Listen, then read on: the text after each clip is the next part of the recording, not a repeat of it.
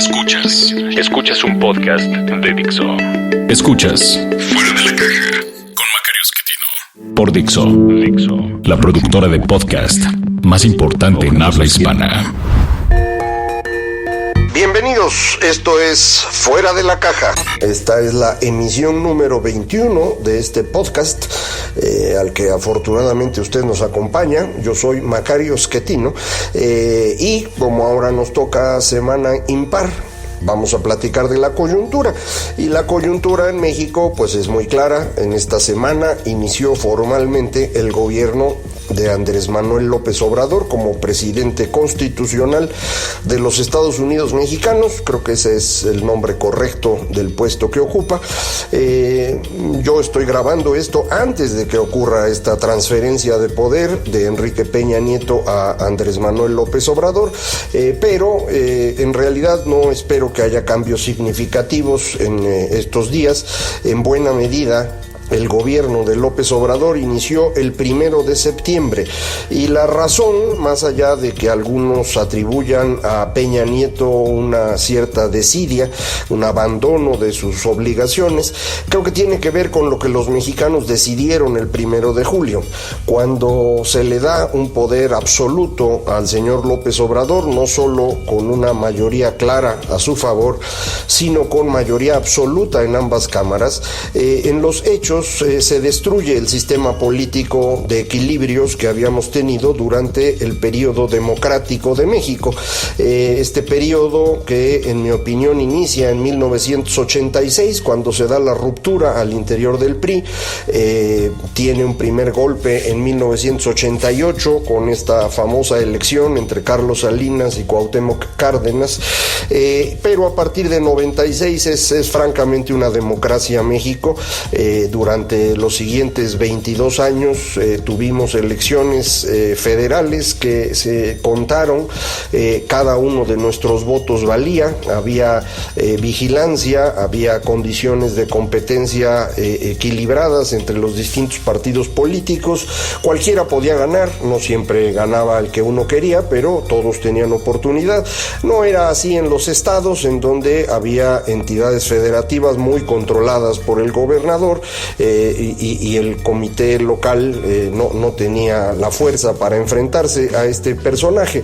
Pero en lo general, a nivel federal, sin duda tuvimos democracia durante todo este tiempo, y esta democracia culmina con esta elección del 1 de julio, insisto, en donde al darle todo el poder a una sola persona, entramos a una etapa distinta. Es por eso que a partir del 1 de septiembre de este año debemos considerar el inicio del nuevo gobierno. Ciertamente López Obrador no tiene un puesto legal durante todos esos meses, es la figura de presidente electo, que estrictamente no tiene realmente muchas posibilidades de acción, pero al tener el control de las dos cámaras en el Congreso, esto le da una fuerza distinta.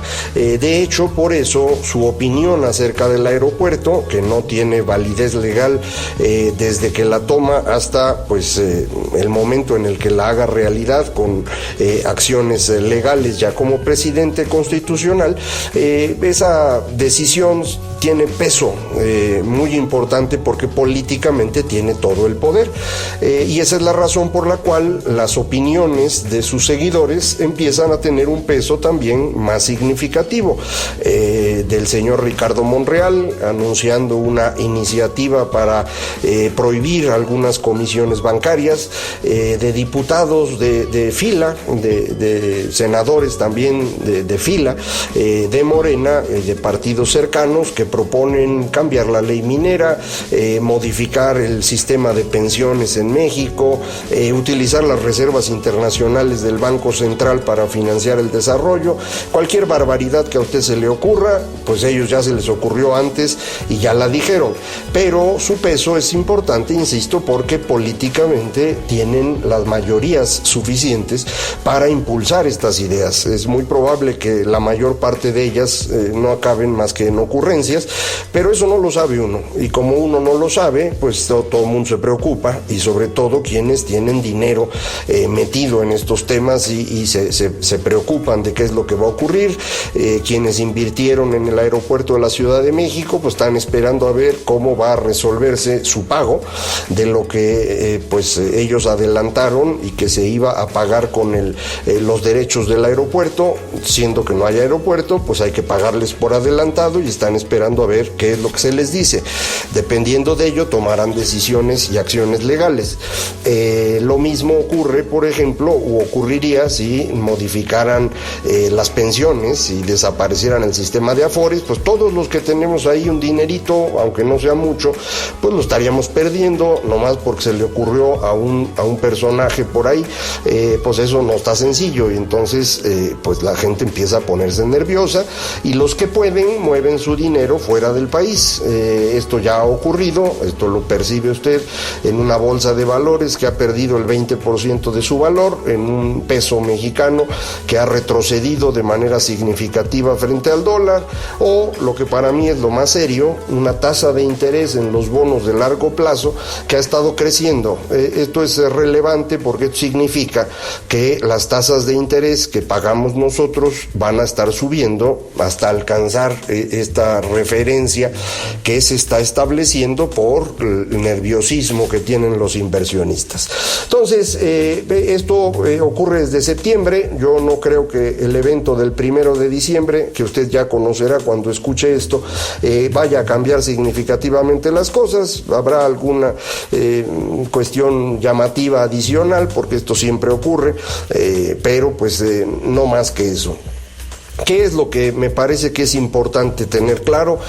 Bueno, primero que el periodo que conocimos los mexicanos ya terminó. Lo que vivimos entre 1996 y 2018 ha terminado. México ya no va a continuar modernizándose como lo había hecho, independientemente de si usted cree que esta modernización era buena o mala. Ya no se preocupe, ya no va a haber. La democratización del país también termina.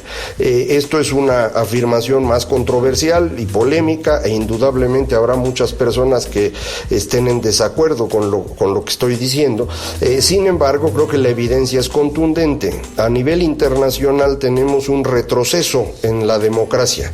En diversos países del mundo está perdiéndose la posibilidad de decidir a través de los votos lo que se debe hacer en un país. No es que se deje de votar, es que esas votaciones ya no son propiamente hablando democráticas. Para que haya democracia no solo se necesita que las personas voten, se necesita también que todos tengan el mismo derecho a votar, que cada voto valga lo mismo, que la información que reciben las personas provenga de fuentes independientes y confiables, que haya condiciones iguales de competencia para todas las alternativas políticas y haya libertades amplias, en particular de opinión y reunión. Esto es lo que está desapareciendo en el mundo desde hace ya algunos años. Hungría creo que es el país que más ha avanzado en destruir la democracia, y de ahí viene la frase de democracia iliberal, un invento de Viktor Orbán, el gobernante de ese país, aunque no estoy seguro si el término realmente lo propuso Fareed Zakaria, este periodista de CNN, o viene directamente de Orbán. Pero en cualquier caso, esta es la idea. Democracia iliberal consiste en que usted vota y eso es todo. No hay votos iguales para todos, no todo el mundo tiene el mismo peso en la votación, no hay fuentes de información independientes y confiables, no tenemos condiciones equitativas en la competencia para las distintas alternativas, y los derechos de opinión y reunión se van reduciendo. Esto no es solamente Hungría, también Turquía, también Rusia, pero también Estados Unidos. Eso es lo que Donald Trump hace cuando utiliza el Twitter para destruir las opiniones de fuentes independientes, sea el Washington Post, sea el New York Times, sea CNN. Él está tratando de destruir eso para que la única fuente de información sea él mismo. Si usted vio las elecciones que acaban de ocurrir en Estados Unidos, observará que el Partido Demócrata tiene una ventaja de más de 8 puntos porcentuales en la elección, y sin embargo eso no se refleja en el número de diputados o en su caso representantes, y esto se debe a la manera como se construyen los distritos electorales en Estados Unidos, que es una forma de hacer que no todos los votos valgan lo mismo.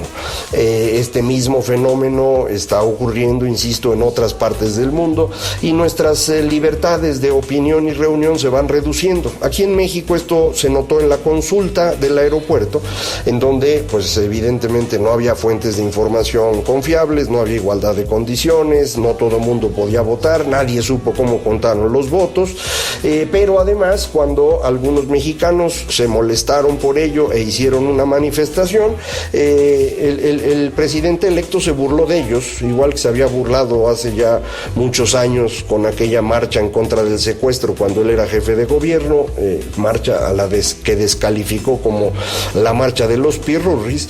Ahora no dijo eso, simplemente dijo que si no les gustaba esa consulta, ahí les iban otras 10 más. Y esas 10 consultas se llevaron a cabo el fin de semana de 24 y 25 de octubre. Es un fraude monumental esta consulta, no es únicamente 10 preguntas construidas de manera que todo mundo tenía que contestar que sí, no había manera de contestar otra cosa. Nuevamente las mismas fallas de la consulta del aeropuerto, casillas mal distribuidas, controladas por los seguidores del señor López, sin posibilidad de contar, pero en este caso el profesor del CIDE, Sebastián Garrido, hizo un análisis de la votación en donde se demuestra con mucha claridad el fraude.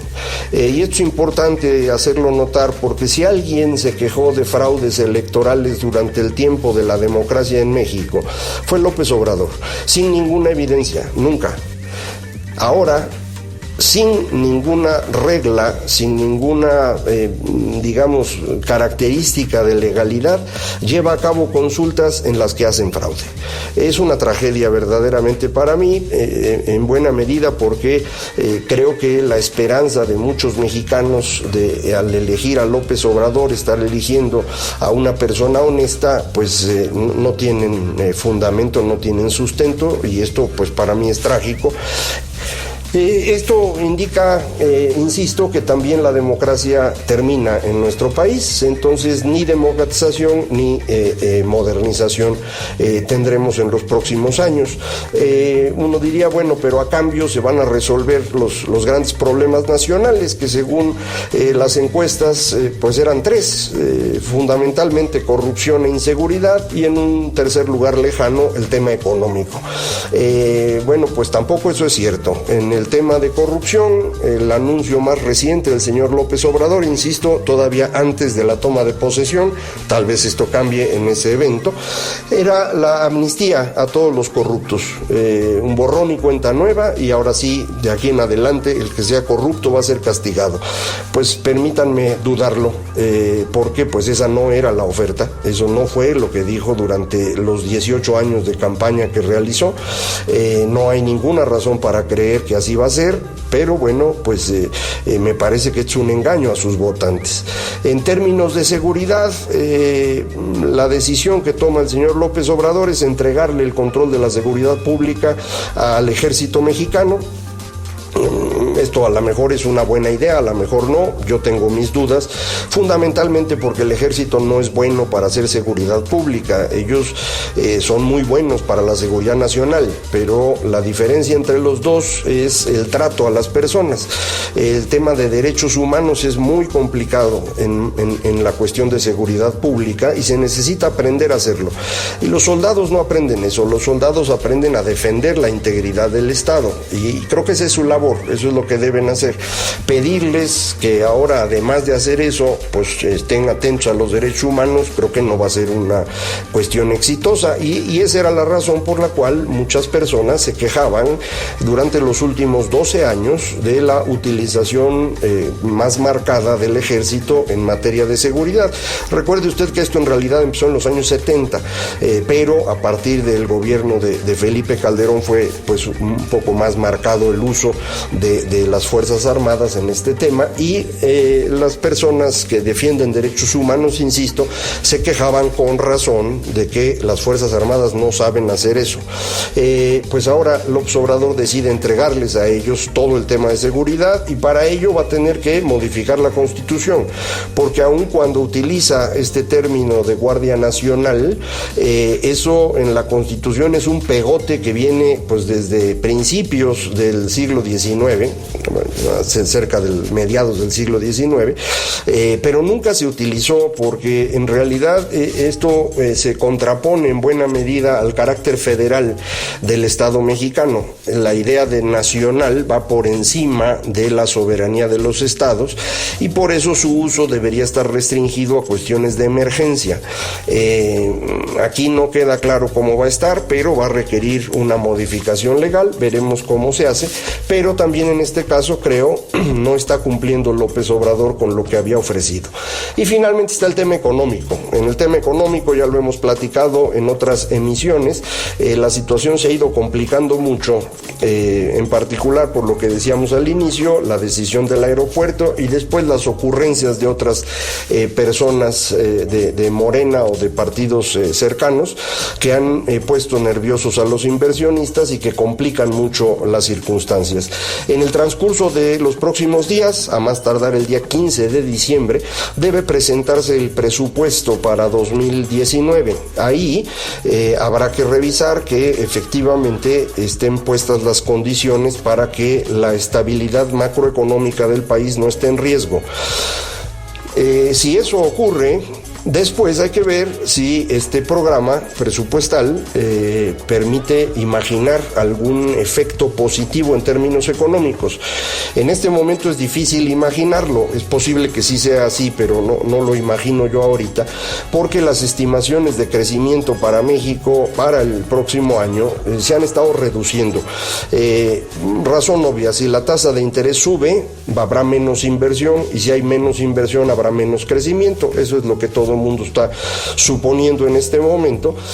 No veo cómo un presupuesto, por muy bien hecho que esté, vaya a reducir las tasas. Lo que puede hacer es evitar un mayor crecimiento, y ya eso sería ganancia, pero aún así estaríamos hablando de un crecimiento tal vez de 2% para 2019, que no es grave, pero tampoco es una maravilla, entonces tampoco hay que esperar por ahí un gran éxito.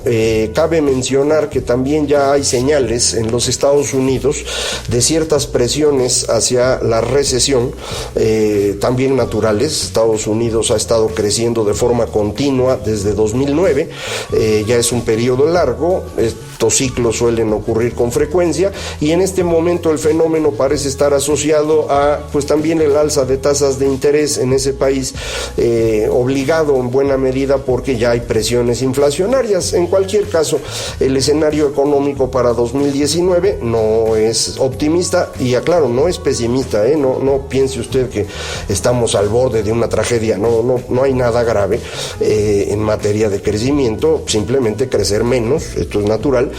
Podría convertirse en una tragedia si el presupuesto estuviera mal hecho, pero tenemos, insisto, la confianza en que no será así.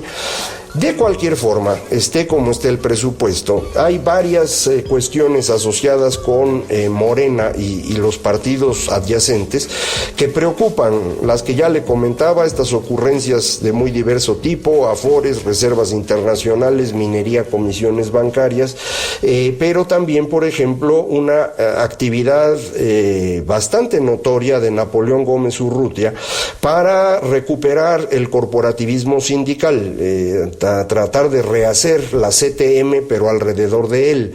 Esto puede ser verdaderamente importante. Hay también por ahí una iniciativa para recuperar la ley de cámaras, que llegó a ser inconstitucional. No sé exactamente cómo lo quieren hacer, pero entiendo sería otra vez corporativizar a los empresarios.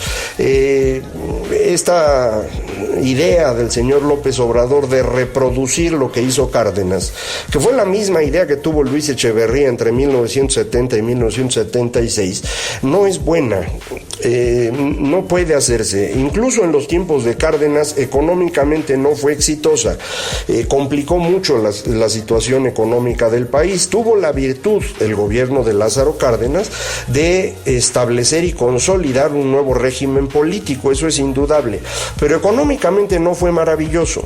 Cuando lo reintenta el señor Luis Echeverría 35 años después, fue una tragedia. Volverlo a hacer ahora, casi 50 años después, pues es todavía peor. Pero esta parece ser la dirección que está tomando el gobierno del señor López Obrador. Entonces, en suma, me parece que pues no estamos arrancando un gobierno que sea muy atractivo. No encuentro ninguna razón para ser optimista. Entiendo que muchos de quienes votaron por López Obrador pensaron que lo hacían por alguien honesto, que iba a transformar a México en beneficio de la mayoría de los mexicanos. Entiendo que lo crean, pero no tienen razón para hacerlo. Él no es así. Él es un personaje político que está acumulando la mayor cantidad de poder en su persona, argumentando posiblemente que esto va a ser en beneficio de los demás, pero pues eso está por verse. Vamos a ver en qué dirección se mueven las cosas, y yo voy a platicar con usted la próxima semana acerca de lo que percibo que ocurre al inicio de este gobierno, y después de eso lo dejo descansar el fin de año para que a partir de enero regresemos a hablar en este podcast Fuera de la Caja acerca tanto de los temas coyunturales como los temas de largo aliento. Muchísimas gracias por acompañarnos y ojalá y nos podamos comunicar. Le digo, estoy en Twitter en @MacarioMX, en correo electrónico macario@macario.mx, y la página electrónica es www.macario.mx. Muchísimas gracias. Dixo presentó Fuera de la Caja